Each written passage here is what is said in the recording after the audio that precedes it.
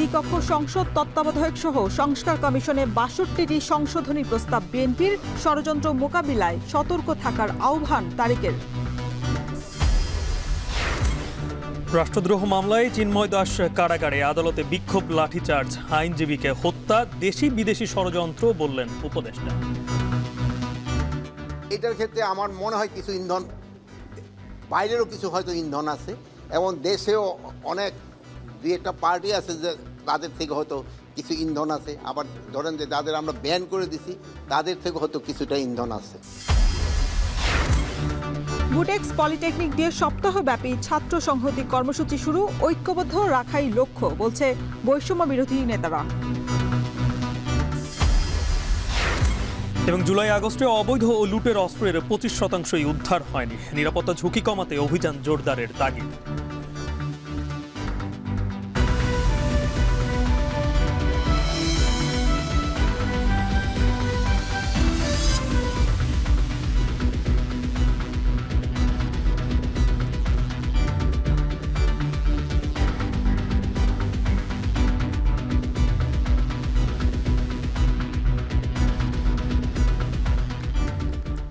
স্বাগত সান্ধ্যবাজারে। পুরো আয়োজনে আপনাদের সঙ্গে আছে আমি শরীফ রাউশন, আমি গালিব ইবনে রিয়াজ। সংবিধান সংস্কারে ৬২ জায়গায় প্রস্তাবনা দিয়েছে বিএনপি। প্রস্তাব জমার পর বিএনপির স্থায়ী কমিটির সদস্য সালাউদ্দিন আহমেদ বলেন, পুনর্লিখন নয়, সংবিধান সংস্কার চায় বিএনপি। প্রস্তাবিত সংস্কারে জুলাই গণ অভ্যুত্থানের আকাঙ্ক্ষা ও বাস্তবতার প্রতিফলন ঘটবে বলেও প্রত্যাশায় নীতি নির্ধারকের। এদিকে কমিশন প্রধান অধ্যাপক আলী রিয়াজ জানান, সংবিধান সংস্কারে আগামী সপ্তাহ থেকে দেশব্যাপী জরিপ চালাবে কমিশন। আরও জানাচ্ছেন জাওয়াদ মাহমুদ। জুলাই আগস্টের গণ অভ্যুত্থানের মুখে শেখ হাসিনা সরকারের পতনের পর আলোচনা যখন আমূল রাষ্ট্র সংস্কার, তখনই প্রশ্ন ওঠে চলতি সংবিধান নিয়ে। রাষ্ট্র সংস্কারের অংশ হিসেবে বেশ কয়েকটি কমিশন গঠন করে অন্তর্বর্তী সরকার। এর মধ্যে অধ্যাপক আলী রিয়াজকে প্রধান করে গঠন করা হয় সংবিধান সংস্কার কমিশন। বিভিন্ন পক্ষ যখন সংবিধান সংস্কার নাকি পুনর্লিখন এই আলোচনা করছে, তখন গণ অভ্যুত্থানে নেতৃত্ব দেয়া শিক্ষার্থীদের পক্ষ থেকে ৭২-এর সংবিধানকে মুজিববাদী সংবিধান আখ্যায়িত করে পুনর্লিখনের দাবি জানায়। ছাত্রদের এই দাবির পরেই নতুন করে রাজনৈতিক অঙ্গনে শুরু হয় আলোচনা। দেশের অন্যতম বড় রাজনৈতিক দল বিএনপি তাদের ৩১ দফা সংস্কার প্রস্তাব সামনে এনে সংবিধান সংস্কারের পক্ষে অবস্থান নেয়। নানামুখী আলোচনা, তর্ক বিতর্কের মধ্যেই মঙ্গলবার সকালে জাতীয় সংসদ ভবনে সংবিধান সংস্কার প্রস্তাব জমা দেন বিএনপির স্থায়ী কমিটির সদস্য সালাউদ্দিন আহমেদ। জানান, কমিশনের কাছে ৬২টি সংস্কার প্রস্তাব করেছেন তারা। প্রস্তাবনার সংবিধানের প্রিয়াম্বলের সূচনা থেকে শুরু করে তফসিল পর্যন্ত মোট ৬২টি জায়গায় আমরা বিভিন্ন রকমের প্রস্তাব, সংশোধনী, সংযোজনী আমরা প্রস্তাব করেছি। এগুলো ওনাদের কাছে জমা দিয়েছে, ওনারা সেটা বিবেচনা করবেন বলে আমরা আশা করি। সংবিধান সংস্কার নাকি পুনর্লিখন, সাংবাদিকদের এমন প্রশ্নে বিএনপির এই নীতি নির্ধারক জানান, পুনর্লিখন নয়, সংশোধন নিয়ে কথা বলেছেন তারা। সংবিধান সংশোধনের প্রস্তাব করেছি আমরা ব্যাপক ভিত্তিক, যাতে এটা গণতান্ত্রিক সংবিধান সংশোধন হয় এবং জনগণের আকাঙ্ক্ষা পূরণ হয়। বিএনপি প্রতিনিধি দলের সাথে সাক্ষাৎ শেষে কমিশন প্রধান অধ্যাপক আলী রিয়াজ জানান, প্রতিশ্রুত সংস্কারের লক্ষ্যে আগামী সপ্তাহে সারা দেশে জরিপ চালাবে তার কমিশন। আমরা ৫ই জানুয়ারি পর্যন্ত সময় পাবো এরকম আশা করছি, যদিও বলা হচ্ছে ৩০শে ডিসেম্বর পর্যন্ত। তো আমরা সেই প্রস্তাবগুলো দেব। তারপরে নির্বাচনের প্রক্রিয়াগুলো, এক হচ্ছে যে নির্বাচন সংস্কার সংক্রান্ত একটা কমিশন আছে, তারা বলবে, আর এটার নির্বাচনের সিদ্ধান্তটা আসলে নেবে অন্তর্বর্তী সরকার। অংশীজনদের সাথে আলাপ আলোচনা শেষেই চূড়ান্ত হবে কোন পথে যাবে সংবিধান। জাওয়াদ মাহমুদ, এখন, ঢাকা। বর্তমান পরিস্থিতিতে দলীয় নেতা কর্মী সহ সবাইকে ধৈর্য ধরে সতর্ক থাকার আহ্বান জানিয়েছে বিএনপির শীর্ষ নেতৃবৃন্দ। সেই সাথে সংকট মোকাবিলায় অন্তর্বর্তী সরকারকে সহায়তারও আহ্বান জানান বিএনপির মহাসচিব। এদিকে সিলেটের নেতা কর্মীদের প্রশিক্ষণ কর্মশালায় ভার্চুয়ালি যুক্ত হয়ে দলের ভারপ্রাপ্ত চেয়ারপারসন তারেক রহমান বলেন, ষড়যন্ত্র রুখতে হলে গণতন্ত্র প্রতিষ্ঠার বিকল্প নেই। বিস্তারিত জানাচ্ছেন সিফাত রহমান। ২৪-এর গণ অভ্যুত্থান সহ বিভিন্ন গণতান্ত্রিক আন্দোলনে বিএনপির ভারপ্রাপ্ত চেয়ারম্যান তারেক রহমানের ভূমিকা ও রাজনৈতিক দর্শন নিয়ে বইয়ের প্রকাশনা অনুষ্ঠানে বক্তারা বইটিকে সময় উপযোগী বলে আখ্যা দেন। গণতান্ত্রিক আন্দোলনের নেতৃত্ব দেবেন দেশে উপস্থিত থেকে এখন তিনি সেটা করছেন লন্ডন থেকে ভিডিও সম্প্রচারের মাধ্যমে। মঙ্গলবার গুলশানে প্রকাশনা অনুষ্ঠানে অংশ নিয়ে মহাসচিব মির্জা ফখরুল ইসলাম আলমগীর বলেন, বর্তমান পরিস্থিতিতে কারো উস্কানিতে প্রভাবিত না হয়ে ধৈর্য ধরে সরকারকে সহযোগিতা করতে দেশবাসীর প্রতি আহ্বান জানান। আমাদের সেই শত্রুরা যারা সামনে থেকে চলে গেছে, কিছু পেছনে থেকে তারা এই দেশকে আবার অস্থির করে তুলছে। এখানে আমাদেরকে অত্যন্ত সজাগ থাকতে হবে। দুর্ভাগ্য আমাদের যে আমাদের দেশের মানুষেরা কেন জানি না আবার সহনশীলতার বড় অভাব হয়ে গেছে। একটু ধৈর্য ধরতে হবে। আজকে এই সরকারকে আমাদেরকে সহযোগিতা করতে হবে, কারণ এই সরকার ফেল করলে আমরা অভ্যুত্থান ফেল করে যাবে, বিপ্লব ফেল করে যাবে এবং আমরা আবার সেই অন্ধকারে চলে যাব। এর আগে বিকেলে ডিপ্লোমা ইঞ্জিনিয়ার্স ইনস্টিটিউটে বৈষম্য বিরোধী আন্দোলনে কুমিল্লার 4টি উপজেলায় আহত ও নিহতের পরিবারের মাঝে অনুদান প্রদান শেষে বিএনপির স্থায়ী কমিটির সদস্য ডক্টর খন্দকার মোশাররফ হোসেন বলেন, নির্বাচনী সংস্কারে সবচেয়ে বেশি অগ্রাধিকার দেওয়া উচিত অন্তর্বর্তী সরকারের। যে সংস্কারের সর্বাধিক গুরুত্ব হচ্ছে নির্বাচনের সংস্কার। নির্বাচন কমিশন করেছে, আমরা আশা করি নির্বাচন কমিশন অতি দ্রুত একটি রোডম্যাপ দেবে। তাদের দায়িত্ব হচ্ছে ভোটার লিস্ট নবায়ন করা। একই দিন সিলেটে চলে রাষ্ট্র কাঠামো মেরামতের 31 দফা ও জনসম্পৃক্ততা বিষয়ক প্রশিক্ষণ কর্মশালা, যেখানে দলের ভারপ্রাপ্ত চেয়ারম্যান তারেক রহমান নেতাকর্মীদের নির্দেশনা দেন দেশের স্বার্থে জনগণের পাশে থাকার। বিএনপি কোনোভাবে ক্ষতিগ্রস্ত হলে সামগ্রিকভাবে বাংলাদেশ এবং বাংলাদেশের গণতন্ত্র ক্ষতিগ্রস্ত হবে। এটি আপনাদেরকে মানতে হবে, এটি আপনাদেরকে বুঝতে হবে। কাজেই প্রিয় সহকর্মীবৃন্দ, আজকে শুধু আপনার নিজের স্বার্থে আপনাকে ঠিক থাকতে হবে যে তা না, আপনাকে ঠিক থাকতে হবে, আপনাকে ঠিকভাবে আচরণ করতে হবে, আপনাকে ঠিকভাবে উঠা বসা করতে হবে, কথা বলতে হবে আপনার নিজের স্বার্থে, যেমন একইভাবে এই দেশের গণতন্ত্রের স্বার্থে, একইভাবে এই দেশের মানুষ এবং দেশের স্বার্থে আপনাদেরকে সঠিক ভূমিকা পালন করতে হবে। বলেন, দেশকে ষড়যন্ত্র থেকে রক্ষা করতে যে কোনো মূল্যে নির্বাচনের মাধ্যমে গণতন্ত্র প্রতিষ্ঠার বিকল্প নেই। সিফাত শাহরিয়ার, এখন, ঢাকা। গণহত্যায় অভিযুক্ত রাজনৈতিক দলের বিচারের আগে নির্বাচন করতে না দেওয়া এবং ইসিকে শক্তিশালী করা সহ সংস্কার কমিশনে একগুচ্ছ প্রস্তাবনা তুলে ধরেছেন বিশ্ববিদ্যালয় শিক্ষার্থীরা। প্রথমবার রাজধানীর একটি বেসরকারি বিশ্ববিদ্যালয়ে নির্বাচন ব্যবস্থা সংস্কার কমিশন আয়োজিত মতবিনিময় সভায় নিজেদের প্রস্তাব তুলে ধরেন শিক্ষার্থীরা। আরও জানাচ্ছেন শাহাদাত অব্র।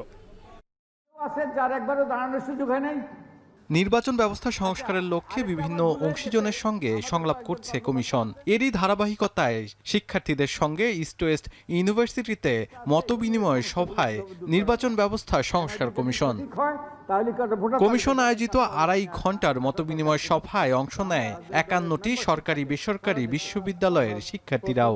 সভায় সরাসরি রাষ্ট্রপতি নির্বাচন, দ্বিকক্ষ বিশিষ্ট সংসদ কাঠামো নির্বাচন কমিশনকে শক্তিশালী করা, আওয়ামী সরকারকে নির্বাচন করতে না দেওয়া, পরিবারতন্ত্রের বাইরে গিয়ে দলগুলোর মধ্যে গণতান্ত্রিক চর্চা নিশ্চিত করা সহ বিভিন্ন বিষয়ে প্রস্তাব তুলে ধরা হয়। নির্বাচন হওয়ার আগে ইউনিয়ন পরিষদ নির্বাচনটা হওয়াটা খুবই জরুরি বলে মনে করছি। পার্লামেন্টে ডিসমিসড হওয়ার পরে আমরা নির্বাচনের ব্যবস্থা করব, সরকারি দলে থাকা অবস্থায় আমরা কোনো নির্বাচন করব না। দেশের 1.5 কোটি ভোটার প্রবাসী, তাদেরও নির্বাচনে অংশ নেওয়ার সুযোগ দেওয়া সহ আরও নানাবিধি সুপারিশ উঠে আসে শিক্ষার্থীদের কণ্ঠে। 2018 সালের নির্বাচনে যেটা দেখতে পাচ্ছিলাম যে নির্বাচনের সময় যে হচ্ছে প্রায় 3 দিন যাবত ইন্টারনেট বন্ধ ছিল। এই ধরনের একটা নীতিমালা করা যায় কিনা যে কোনো অবস্থাতেই হচ্ছে ইন্টারনেট যেন হচ্ছে নির্বাচনকালীন সময়ে বন্ধ না হয়। আমি চাই নির্বাচন কমিশনে যারা দায়িত্ব থাকবে তারা বলবে যে আপনি যে দলেরই হন আপনি কারচুপি করতে পারবেন না। এ সময় নির্বাচন ব্যবস্থা সংস্কার কমিশনের প্রধান ডক্টর বদিউল আলম মজুমদার বলেন, শিক্ষার্থীদের নতুন চিন্তা ও প্রস্তাবকে প্রাধান্য দিয়ে কাজ করবে কমিশন। টেকনাফ থেকে তেতুলিয়া ছাত্রদের মধ্যে যে ঐক্য তৈরি হয়েছে সেটাতে যাতে কেউ ফাটল ধরাতে না পারে। এই রাজনৈতিক গণতন্ত্র এটা একমাত্র গণতন্ত্র নয়, এখানে আরও গণতান্ত্রিক অনেক উপাদান থাকবে। সুতরাং সেই বিষয়গুলো কিন্তু চর্চায় অব্যাহত রাখতে হবে। তোমাদের দ্বারা আমি এবং আমার সহকর্মীরা সবাই উৎসাহিত হয়েছি, অনুপ্রাণিত হয়েছি।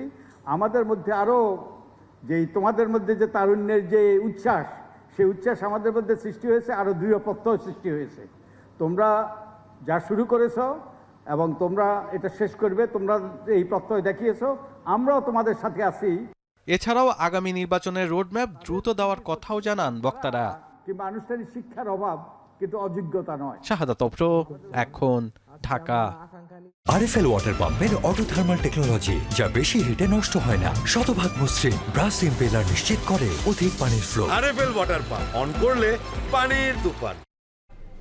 চিন্ময় দাসকে গ্রেফতার এবং কারাগারে পাঠানোর নির্দেশকে ঘিরে চট্টগ্রাম আদালত প্রাঙ্গণে সংঘর্ষ হয়। প্রিজন ভ্যান আটকে বিক্ষোভ করে ভক্ত এবং সমর্থকরা। হত্যা করা হয় এক আইনজীবীকেও। সকালে চট্টগ্রাম ৬ষ্ঠ মহানগর ম্যাজিস্ট্রেটের বিচারক কাজী শরীফুল ইসলামের আদালতে হাজির করা হয় রাষ্ট্রদ্রোহ মামলায় অভিযুক্ত চিন্ময় কৃষ্ণ দাসকে। শুনানি শেষে আদালতে জামিন নামঞ্জুর করে কারাগারে পাঠানোর আদেশ দেন। এর পরপরই উত্তেজনা ছড়িয়ে পড়ে। এই সময় প্রিজন ভ্যান আটকে চিন্ময় দাসের মুক্তি চেয়ে ভক্ত সমর্থকরা স্লোগান দিতে থাকেন। পরে এই মামলায় বুধবার সকাল ১১টায় ফের জামিন শুনানির নির্দেশ দেন আদালত। প্রায় ২.৫ ঘণ্টা পর আইনশৃঙ্খলা বাহিনী লাঠিচার্জ এবং সাউন্ড গ্রেনেড ছুড়ে ভক্তদের ছত্রভঙ্গ করে পরিস্থিতি নিয়ন্ত্রণে আনে। এদিকে আইনজীবীকে হত্যার প্রতিবাদে কাল বিচারিক কার্যক্রমে অংশ না নেওয়ার ঘোষণা দিয়েছে আইনজীবী সমিতি। এদিকে চিন্ময় দাসকে গ্রেফতার এবং জামিন নাকচের ঘটনায় উদ্বেগ প্রকাশ করেছে ভারতের পররাষ্ট্র মন্ত্রণালয়।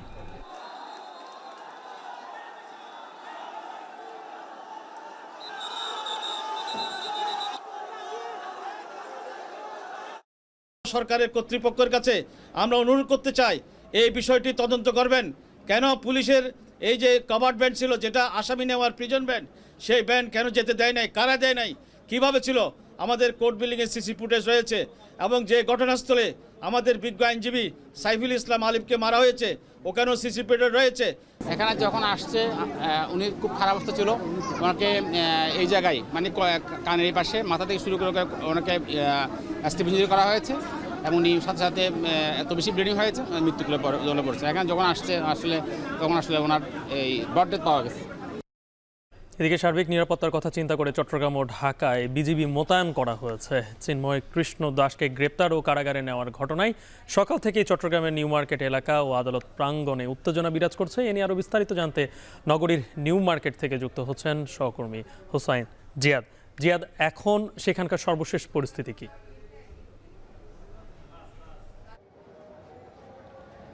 এখনও পরিস্থিতি আসলে উত্তপ্তই বলা যায়, বিশেষ করে নিউ মার্কেট মোড় এলাকায় আমরা যেখানে অবস্থান করছি। নিউ মার্কেট মোড়ের যে চত্বরটি রয়েছে সেই চত্বরের আশেপাশে এখনও একটি পক্ষ অবস্থান নিয়েছে এবং তারা মিছিল স্লোগান করছে। ফলে এই এলাকাটি মূলত এক ধরনের এখনও উত্তেজনা বিরাজ করছে বা থমথমে পরিস্থিতি। তবে এর দুই পাশেই কিন্তু আইনশৃঙ্খলা রক্ষাকারী বাহিনী তারা কড়া অবস্থান নিয়েছে এবং এর থেকে ঠিক ১ কিলোমিটার দূরে যে আদালত পাড়া রয়েছে সেই আদালত পাড়ায় আজকে সকাল থেকে আসলে পরিস্থিতি ছিল থমথমে এবং বিকেল পর্যন্ত মূলত দফায় দফায় সেখানে সংঘর্ষ ভাঙচুরের ঘটনা ঘটেছে। চিন্ময় কৃষ্ণকে আদালতে তোলা এবং কারাগারে প্রেরণের ঘটনা নিয়ে এবং বিকেলের দিকে সংঘর্ষের ঘটনায় একজন আইনজীবীকে কুপিয়ে আহত করা হয় এবং চট্টগ্রাম মেডিকেলে নেয়ার পর সাইফুল ইসলাম নামের সেই আইনজীবী বিকালে চিকিৎসক তাকে মৃত ঘোষণা করেন। এর পরপরই মূলত পরিস্থিতি নিয়ন্ত্রণে চট্টগ্রামে সেনাবাহিনী আগে থেকেই তো মোতায়েন ছিল এবং বিকেলে ৬ প্লাটুন বিজিবি মোতায়েন করা হয় এবং আমরা যতটুকু দেখছি যে আদালত পাড়া থেকে শুরু করে আদালতের আশেপাশে যে এলাকাগুলো রয়েছে, একেবারে হাজারিগলি থেকে শুরু করে আন্দরকিল্লা মোড়, নিউ মার্কেট, এই পুরো এলাকায় মানুষের মধ্যে এখনও বলা যায় যে এক ধরনের আতঙ্ক রয়েছে এবং নিউ মার্কেট মোড় এলাকাটিকে ঘিরে এখন আসলে একটি পক্ষ এখনও মিছিল স্লোগান দিচ্ছে। আর আইনজীবী নিহতের প্রতিবাদে মূলত আইনজীবী নেতা যারা রয়েছেন তারা সন্ধ্যার পর চট্টগ্রাম মেডিকেল কলেজ হাসপাতালে বিক্ষোভ প্রদর্শন করেন এবং সেখানে তারা ঘোষণা দেন যে আগামীকাল তারা তার প্রতিবাদে আদালত বর্জন কর্মসূচিটি রাখবেন। মূলত বলা যায় যে সকাল থেকে যে উত্তেজনা শুরু হয়েছে সেই উত্তেজনার যে রেশ সেটি কিন্তু এখনো কাটেনি। পরিস্থিতি অর্থাৎ আশেপাশে পরিস্থিতি থমথমে, তবে সকাল বা বিকালের দিকে যে ধরনের পরিস্থিতি ছিল তার চাইতে এখন পরিস্থিতি কিছুটা উন্নতি হয়েছে এবং আশেপাশে আইনশৃঙ্খলা রক্ষাকারী বাহিনী কড়া অবস্থান নিয়েছে। চট্টগ্রাম থেকে যুক্ত ছিলেন সহকর্মী হোসাইন জিয়াদ। এদিকে স্বরাষ্ট্র উপদেষ্টা জাহাঙ্গীর আলম চৌধুরী বলেছেন, দেশে ইসকনের আন্দোলনে দেশি বিদেশি ইন্ধন রয়েছে। দেশে অস্থিতিশীল পরিবেশ তৈরি করায় বিশেষ একটি গোষ্ঠীর লক্ষ্য। মঙ্গলবার সন্ধ্যায় সিলেটে সার্কিট হাউসে আয়োজিত জেলা প্রশাসনিক ও বিভাগীয় কর্মকর্তাদের সাথে সার্বিক আইন শৃঙ্খলা পরিস্থিতি সম্পর্কিত মতবিনিময় সভা শেষে সাংবাদিকদের একথা বলেন তিনি। বাইরেরও কিছু হয়তো ইন্ধন আছে, এবং দেশেও অনেক দুই একটা পার্টি আছে যে তাদের থেকে হয়তো কিছু ইন্ধন আছে, আবার ধরেন যে যাদের আমরা ব্যান করে দিছি তাদের থেকে হয়তো কিছুটা ইন্ধন আছে। বিভিন্ন কলেজে ছাত্র প্রতিনিধিদের সাথেও একটা আলোচনা হয়েছে এবং আমার মনে হয় আলোচনার পরে একটা ফলপ্রসূ আলোচনা, এবং এটা সমস্যাটা মোটামুটি সমাধান হয়ে যাবে। এদিকে চিন্ময় দাসকে ধর্মীয় নেতা হিসেবে নয় বরং রাষ্ট্রদ্রোহের সুনির্দিষ্ট অভিযোগে তাকে গ্রেফতার করা হয়েছে বলে জানিয়েছেন উপদেষ্টা আসিফ মাহমুদ। রংপুরের পীরগাছা স্থানীয়দের সঙ্গে মতবিনিময় সভায় এ কথা বলেন তিনি। এ সময় দেশের সার্বভৌমত্ব রক্ষায় বিশৃঙ্খলা সৃষ্টিকারী যত বড় নেতাই হোক না কেন ছাড় দেওয়া হবে না বলেও হুঁশিয়ারি দেন আসিফ মাহমুদ। গ্রেফতারের ঘটনাকে কেন্দ্র করে এখন অস্থিতিশীল পরিস্থিতি তৈরির চেষ্টা করা হচ্ছে। আমরা স্পষ্টভাবে বলতে চাই, কেউ যদি রাষ্ট্রদ্রোহের মতো ঘটনায় যুক্ত থাকে, সে যেই হোক, যত বড় নেতাই হোক, তাকে কোনো প্রকার ছাড় দেওয়া হবে না। এবং এক্ষেত্রে এটা সম্প্রদায় বিবেচনায় নয়, এটা রাষ্ট্রের বিবেচনায়, রাষ্ট্রের নিরাপত্তা বিবেচনায় আইনশৃঙ্খলা বাহিনী এই ব্যবস্থা গ্রহণ করবে সামনের দিকে। ইমরান খানের মুক্তির দাবিতে উত্তাল পাকিস্তান। ইসলামাবাদে ব্যারিকেড ভেঙে ডি চকে ইমরান সমর্থকরা। গ্রেপ্তারে 4,000-এর বেশি মানুষ, অন্তত 7 জন নিহত।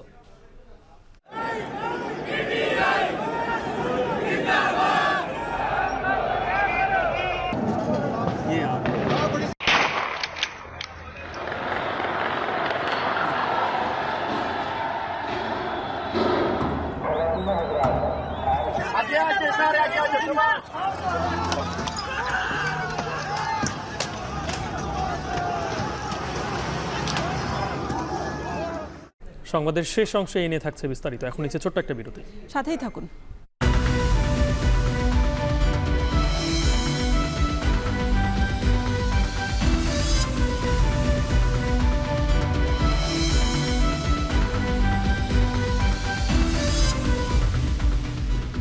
বিরতির পর আবার ফিরে এলাম। দেখছেন সান্ধ্যবাজার। ঢাকা পলিটেকনিক ইনস্টিটিউট এবং বাংলাদেশ টেক্সটাইল বিশ্ববিদ্যালয়ের শিক্ষার্থীদের সঙ্গে বৈঠক করে জাতীয় ছাত্র সংহতি সপ্তাহের কার্যক্রম শুরু করল বৈষম্য বিরোধী ছাত্র আন্দোলন। সাধারণ শিক্ষার্থীদের বিভাজন ঘুচিয়ে ঐক্যবদ্ধ হবার আহ্বান জানান বৈষম্য বিরোধী ছাত্র আন্দোলনের কেন্দ্রীয় নেতারা। বলেন, জাতীয় ঐক্য মজবুত করে সব ধরনের ষড়যন্ত্র রুখে দেওয়া হবে। আরও জানাচ্ছেন রকিবুল রাহাত। তুচ্ছ ঘটনাকে কেন্দ্র করে সংঘর্ষে জড়ান ঢাকা কলেজ ও সিটি কলেজের শিক্ষার্থীরা। এরপর বিবাদে জড়ান রাজধানীর বেশ কয়েকটি স্কুল কলেজের শিক্ষার্থীরাও।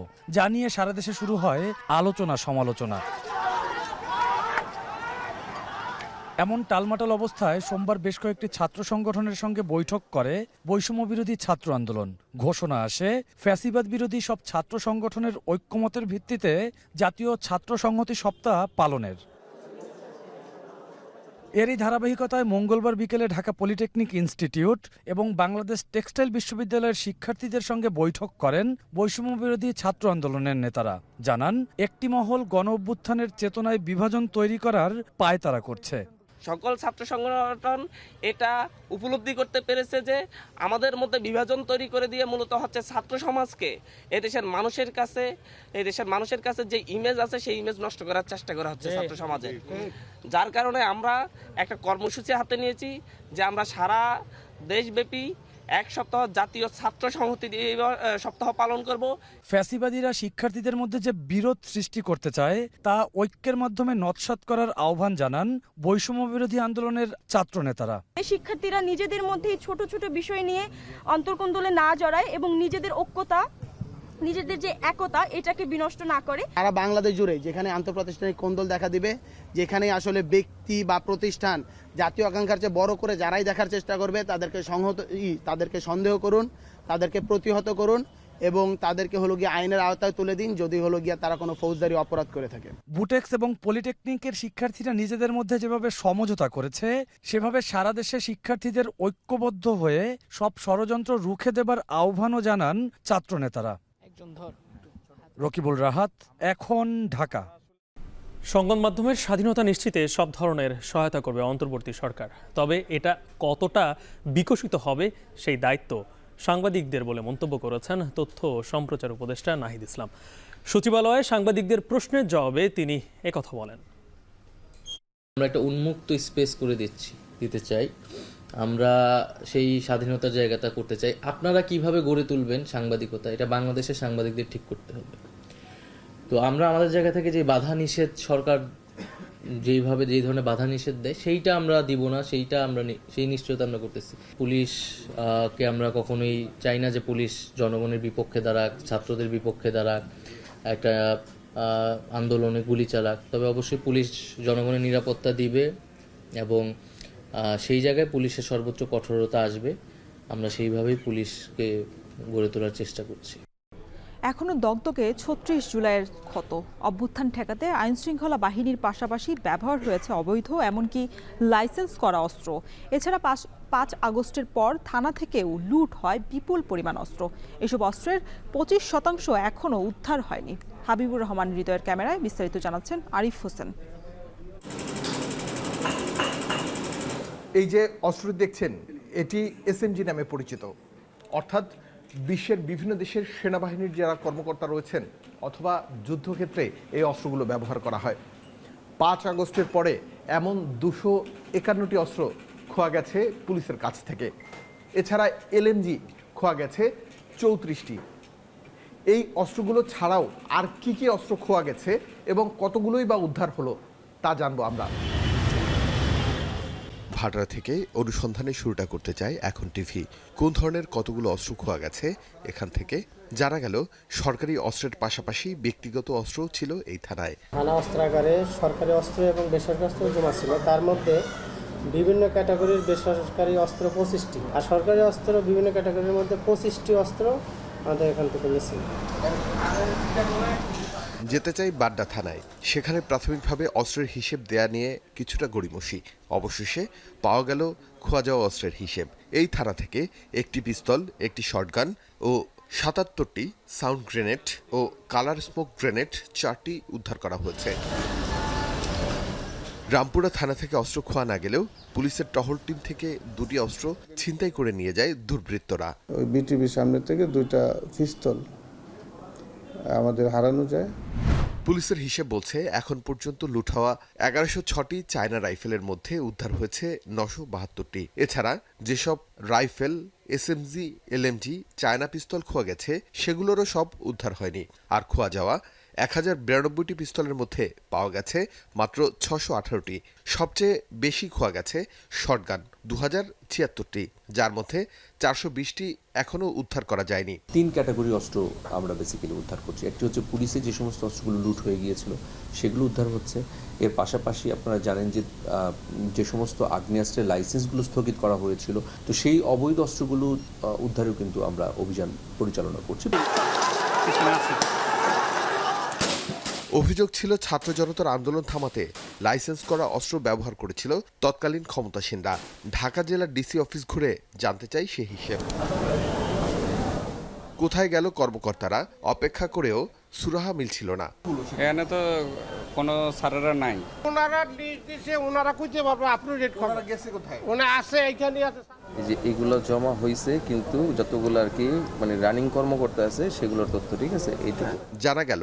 সরকারি নির্দেশনার পরও 437 জন লাইসেন্সধারী এখনো অস্ত্র জমা দেয়নি ডিসি অফিসে, যাদের লাইসেন্স বাতিল করা হয়েছে। ডিসি অফিসের হিসেব বলছে ঢাকার লাইসেন্সধারী 5338টি অস্ত্রের মধ্যে জমাযোগ্য অস্ত্রের সংখ্যা 3359টি। ব্যক্তিগত অস্ত্র জমার নির্দেশনার পরও জমা পড়েনি 491টি অস্ত্র। বাতিলের পরে এখন এই অস্ত্রগুলোর ব্যাপারে মামলা করার যে বিষয়টা, সেইটা কিন্তু মানে ডিএম এর পারভিউর মধ্যে না। মামলা তো করবেই, বাতিল হয়ে যাওয়ার পরে এমনিতেই কনসার্ন থানা তারা এই ব্যাপারে আইনগত ব্যবস্থা নেবেন আর কি। অবৈধ অস্ত্র উদ্ধারের পাশাপাশি লাইসেন্স বাতিল হওয়া অস্ত্র ও পুলিশের হারানো অস্ত্র উদ্ধার করতে মাঠে নামে যৌথ বাহিনী। যৌথ বাহিনীর অভিযানে রিভলভার, পিস্তল, রাইফেল, শটগান সহ বিভিন্ন ধরনের প্রায় 300-র বেশি অস্ত্র উদ্ধার করা হয়েছে। খোয়া যাওয়া অস্ত্রের মধ্যে র্যাবের 90টি ও পুলিশের 226টি অস্ত্র উদ্ধার হয়েছে। এছাড়া 245টি অস্ত্র জব্দ হয়েছে দেশের বিভিন্ন স্থান থেকে। বিভিন্ন থানা এবং সরকারি স্থাপনা থেকে যে সকল অস্ত্র লুণ্ঠিত হয়েছিল এর প্রায় 316টি অস্ত্র কিন্তু আমরা উদ্ধার করতে সক্ষম হয়। এর ভিতরে 226টি অস্ত্র হচ্ছে আপনার পুলিশের বিভিন্ন স্থাপনা থেকে যে সকল অস্ত্র লুণ্ঠিত হয়েছিল সেগুলি, এবং আমাদের র্যাব থেকেও কিছু অস্ত্র লুণ্ঠিত হয়েছিল, সেখানে প্রায় আমরা 90টি অস্ত্র উদ্ধার করতে সক্ষম হয়েছি। নিরাপত্তা ঝুঁকি কমাতে দ্রুত খোয়া যাওয়া অস্ত্র উদ্ধারের প্রয়োজন বলে মন্তব্য নিরাপত্তা বিশ্লেষকদের। এই অবৈধ অস্ত্রগুলো যারা আছে বা যারা এটাকে ক্যারি করছেন অথবা যাদের কাছে আছে তারা কিন্তু নানাভাবে অপরাধের পরিকল্পনাগুলো করে সমাজের মধ্যে একটা অস্থিরতা সৃষ্টির চেষ্টা করবে। অবৈধ অস্ত্র উদ্ধার অভিযানের তথ্য দিয়ে জনগণকে পাশে থাকার আহ্বান আইন শৃঙ্খলা রক্ষাকারী বাহিনীর। আরিফ হোসেন, এখন, ঢাকা। শান্তবাজারে নিচ্ছে আরেকটা বিরতি, ফিরছে একটু পরেই।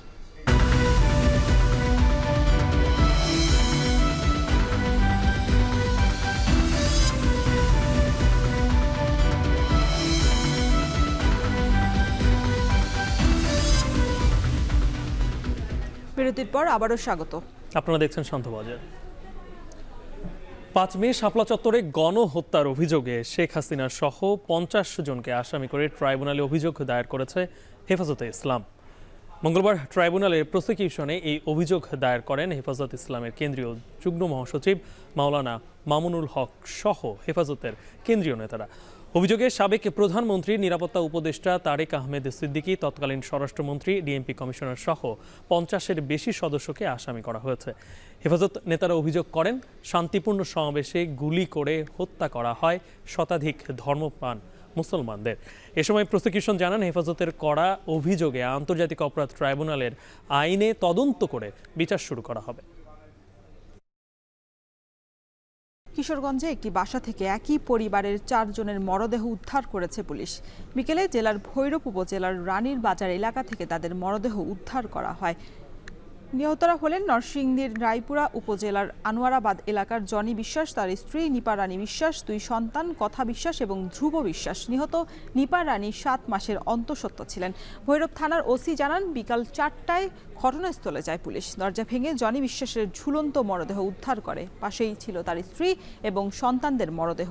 পুলিশের প্রাথমিক ধারণা, সন্তানদের শ্বাসরোধ করে হত্যা করা হয়েছে। তবে এটি হত্যাকাণ্ড নাকি আত্মহত্যা তা তদন্তের পরই নিশ্চিত হওয়া যাবে।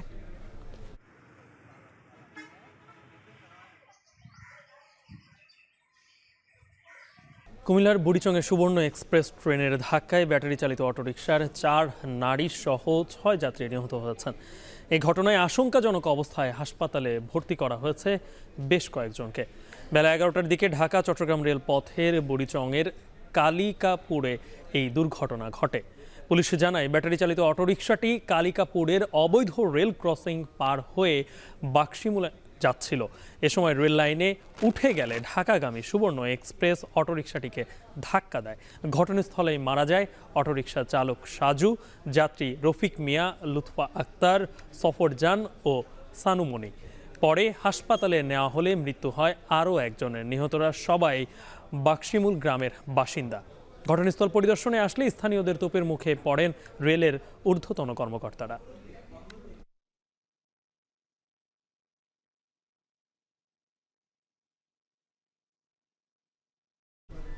সান্ধ্যবাজারে সময় হলো আরও একটা বিরতির। ফিরবো একটু পরেই, সঙ্গেই থাকবে।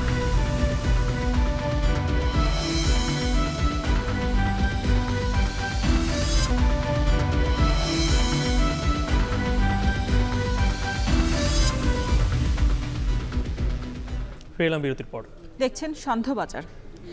গালিব, আপনি জানেন যে কয়েকদিন ধরেই বেশ উত্তাল পাকিস্তানের পুলিশের কঠিন ব্যারিকেড ভেঙে যে উচ্চ সুরক্ষিত যে জায়গা ডি চকে ঢুকে পড়েছেন ইমরান সমর্থকরা, এবং এই পরিস্থিতি সামাল দেওয়ার জন্য কিন্তু ইসলামাবাদে মোতায়েন করা হয়েছে প্রশাসন এবং বিক্ষোভ দমনে জারি করা হতে পারে কারফিউ। এবং এখন পর্যন্ত আমরা যতটুকু তথ্য জানতে পেরেছি যে 4000-এর অধিক সমর্থককে গ্রেপ্তার করা হয়েছে। সেখানে কিন্তু নিহতের ঘটনা ঘটেছে। ইতিমধ্যে 3 জন পিটিআই কর্মী সহ 4 নিরাপত্তা কর্মী এই সংঘাতে মারা গেছেন। এ নিয়ে বিস্তারিত জানাচ্ছেন নুজহাত কামাল।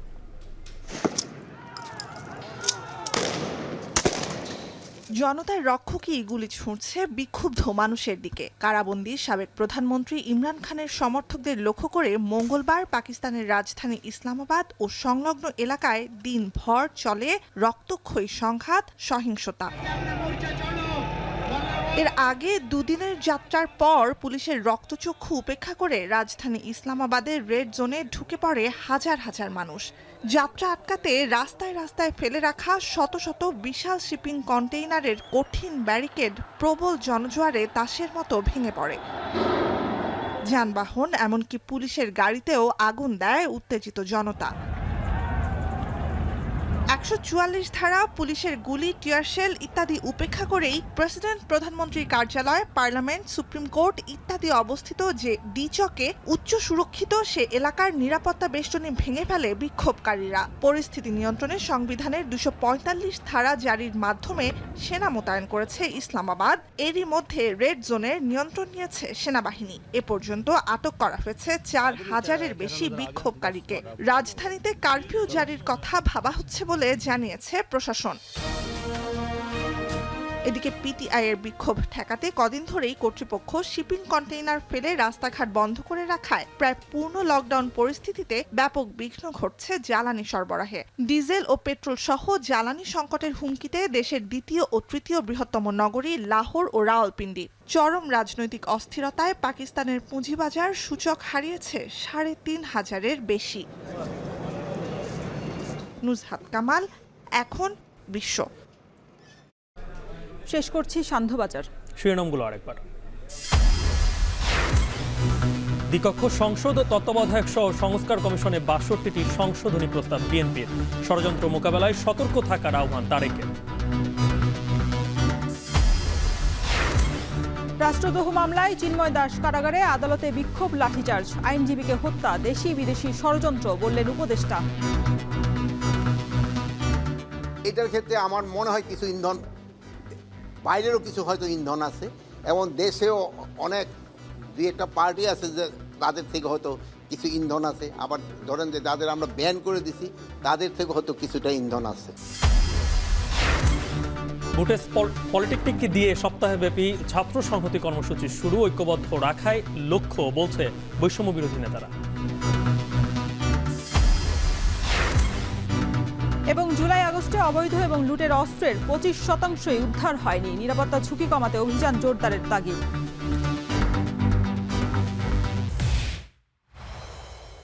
সান্ধ্যবাজারের আয়োজন এখন টেলিভিশন ওয়েবসাইটে দেখতে ভিজিট করুন এখন.tv। এছাড়া ফেসবুকে যুক্ত থাকতে ভিজিট করুন facebook.com/tv.এখন এবং ইউটিউব দেখতে ভিজিট করুন youtube.com/c/echontv।